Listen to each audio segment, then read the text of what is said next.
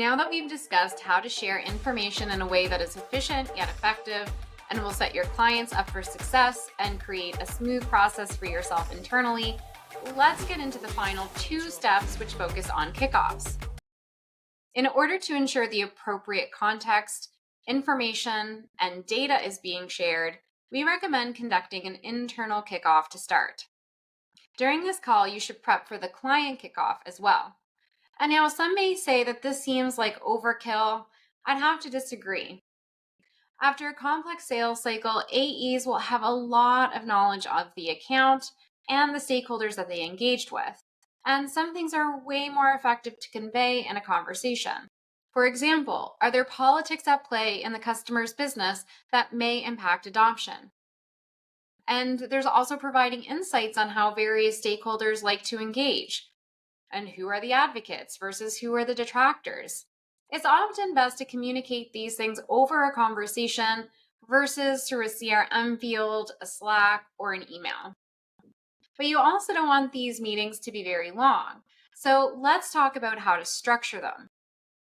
Prior to the meeting, ensure that high-level information is shared asynchronously so that each team member can prep and go into the internal kickoff with a foundational understanding of the client so that when the meeting does occur, you can get into the deeper, more meaningful details, Q&A, and planning for the kickoff.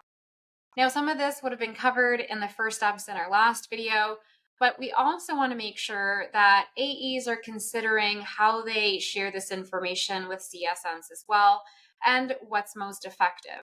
And sometimes that means going beyond the fields in the CRM. So we encourage AEs to consider doing a video where there is important context and information that is difficult to explain in written format. We discussed recording videos for clients in our previous video, and we can also use them for internal communication as well.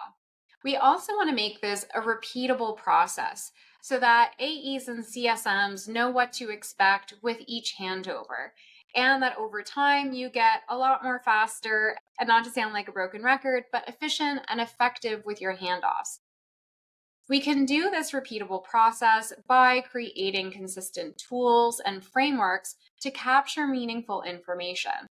That way, from handoff to handoff, AEs and CSMs know exactly where to go and what type of information to share.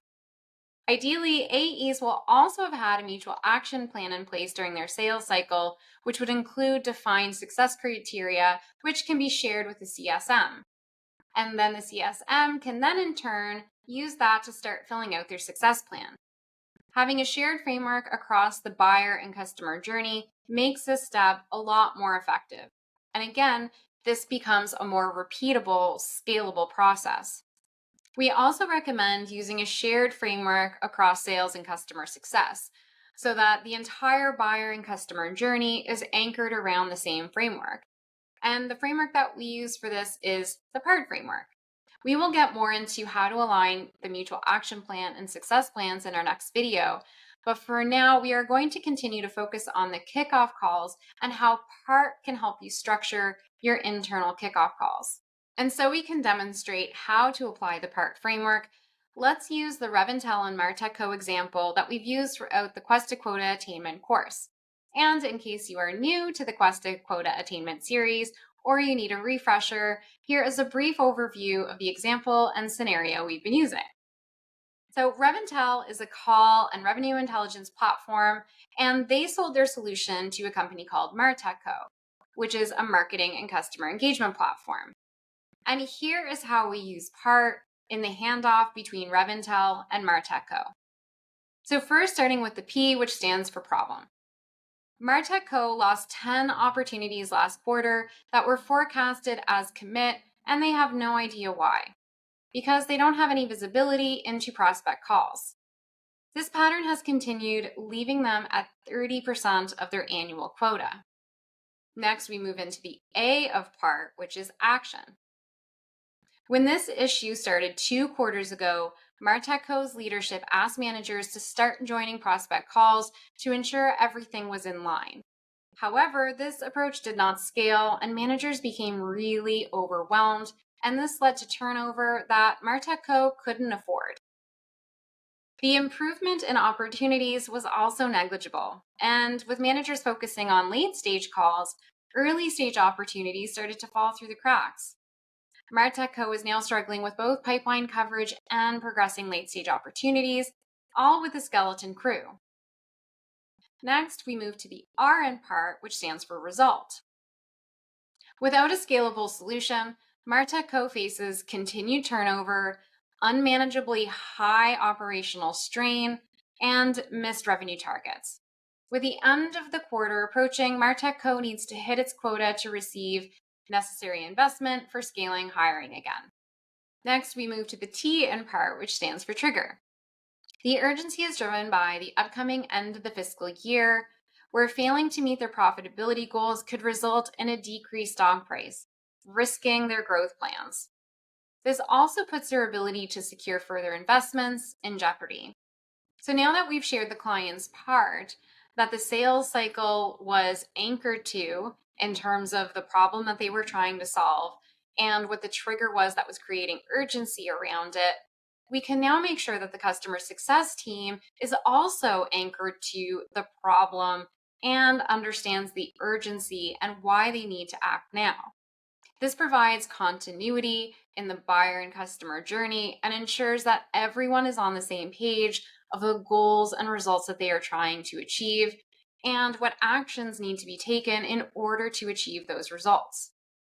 By clearly articulating and sharing this information during the sales to CS handoff ensures that CSMs understand not only the client's challenges, but also any consequences of an action, allowing them to drive towards the necessary actions and results with the same level of urgency and focus that the sales team established during the sales conversations. This can also help to maintain momentum and gain buy-in from new stakeholders that weren't part of the sales cycle. By sharing this information, we can create that same sense of urgency and make sure that everybody is aligned on the same problems and priorities that we are looking to address. So that is the internal kickoff call. And now we are really well positioned to schedule and conduct really effective kickoff calls with our client. And again, notice that I said calls, not just one singular kickoff call with the client. So our sixth and final step is that we recommend that you schedule a business kickoff and a technical kickoff separately. Do not make non-technical senior leaders sit through technical conversations. It's essential to differentiate between a business kickoff and a technical kickoff because each serves a distinct purpose and involves different stakeholders. And here's why separating them can be really crucial.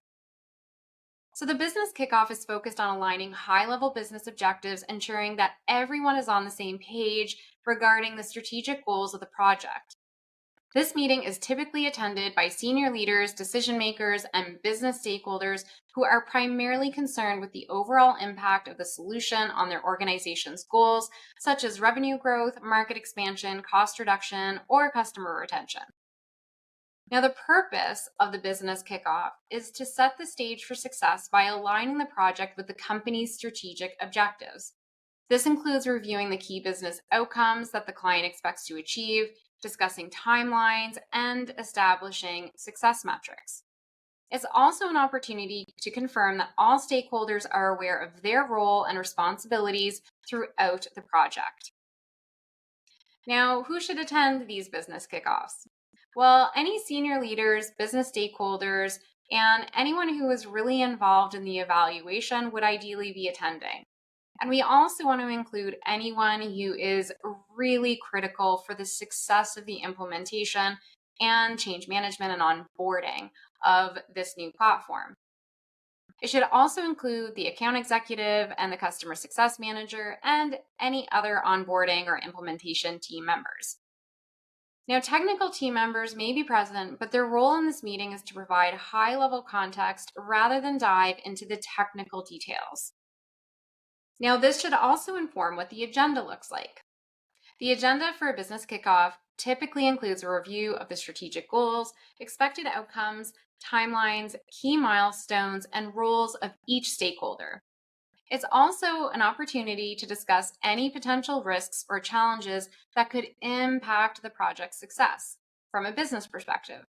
But note, this is not a time for clients to repeat back to you what they already discussed with the AE during the sales cycle. This is a chance for AEs and CSMs to present a united front and demonstrate their knowledge and how we will all work together to solve the client's problems, achieve their results within the required time frame. Now we're starting to get into looking forward of how we're going to start achieving the results that the client purchased your solution to achieve. But for any complex or technical product or solution, there's often a lot of technical detail and a lot of tactical information that needs to be discussed and shared. But this is the type of information that sometimes decision makers and senior leaders don't really need to be a part of and will just tune out anyway. So, this is why we bring in the technical kickoff. The technical kickoff is where the rubber meets the road in terms of implementation. This meeting is designed to dive deep into the technical aspects of the solution, ensuring that all technical stakeholders understand the specifics of how the solution will be integrated, configured, and rolled out. The purpose of the technical kickoff is to focus on the nuts and bolts of the implementation. It's where your technical team collaborates with the client's IT development, operations, or whatever their technical team is, and map out any of the technical requirements, integration points, and any potential technical roadblocks. This meeting is critical for ensuring that any of the technical setup aligns with the business goals that were discussed in the business kickoff. So we do need to make sure that these two kickoffs are aligned, but we need to just make sure that we're covering the right level of information with the right audience. So speaking of audience, who should be attending? Technical stakeholders such as IT managers, developers, engineers, and any other technical personnel involved in the implementation should be in attendance. The AE may also attend to provide context and ensure that the technical aspects are aligned with the business objectives as well. So what should an agenda look like? The agenda for a technical kickoff includes a detailed review of the implementation plan, technical requirements, system configurations, integration points, timeline for technical tasks, and any technical support needs. This is also where you identify any potential technical challenges and develop a plan to address them. This is also where you discuss a high-level plan to onboard the broader organization through training, change management requirements, and ongoing adoption. Okay, so I get it. This might sound like a lot. So I want to touch a little bit more on why these separate kickoffs. The first reason is focus and efficiency. By separating the business and technical kickoffs, you ensure that each meeting stays focused on its specific objectives, making both more efficient. Non-technical senior leaders won't want to be bogged down by technical jargon, and technical teams can also then concentrate on the implementation without the pressure of addressing business concerns that don't directly impact their day-to-day work in this implementation. This also leads to the second reason of separating them, and this is better engagement. Senior leaders are more likely to stay engaged when the discussion is focused on strategic objectives and business outcomes. If you knock this meeting out of the park and provide value, your chances of getting senior leaders and decision makers to attend EBRs in the future skyrocket. Similarly, technical teams are more effective when they can delve into the details without needing to simplify or explain concepts to a non-technical audience. And the final reason, and this may seem counterintuitive, but hear me out. The final reason is clear alignment. Separate kickoff calls help to maintain clear alignment between the strategic goals and the technical implementation.